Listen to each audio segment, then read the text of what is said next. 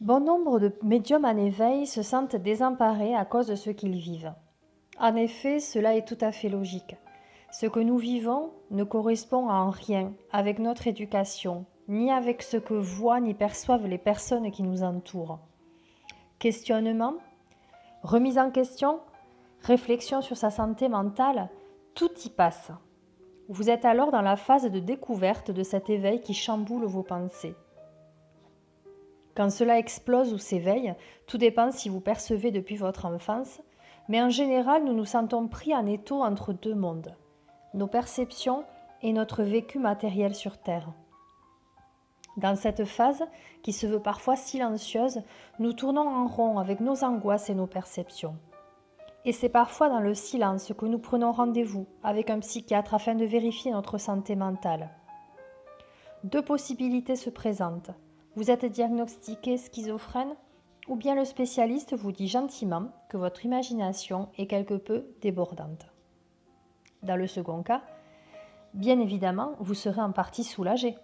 Mais d'autre part, votre angoisse rejaillira quand sitôt la porte de votre voiture fermée, un défunt se présentera à vous ou bien vous verrez se dérouler une scène historique du passé sous vos yeux, tranquillement assis dans le siège de votre voiture.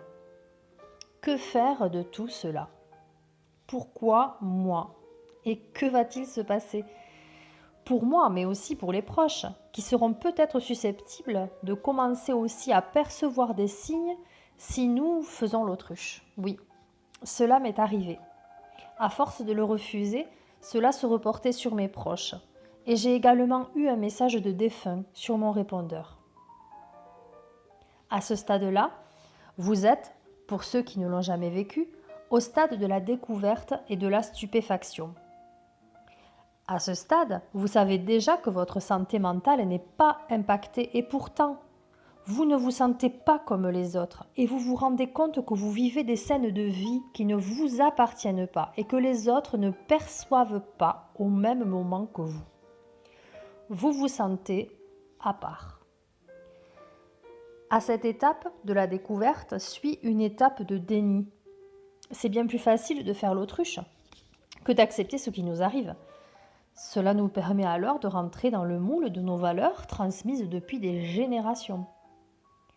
Soit vous faites partie d'une famille spirituelle qui sera alors soutenante, ou bien vous resterez dans le silence, snobant les défunts.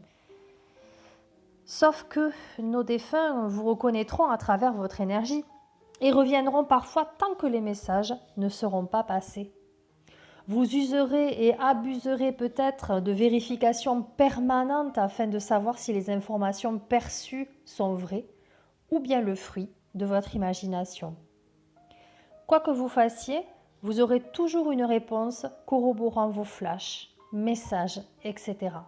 Et tant que vous fuirez vos capacités, elles vous reviendront par plusieurs phénomènes, synchronicité, problèmes électriques, messages en TCI. Le déni se transformera alors en refus total ou en acceptation. Certains refus pourront aussi aboutir à cette acceptation avec le temps. Rien n'est figé. N'oublions pas que nous ne décidons de rien.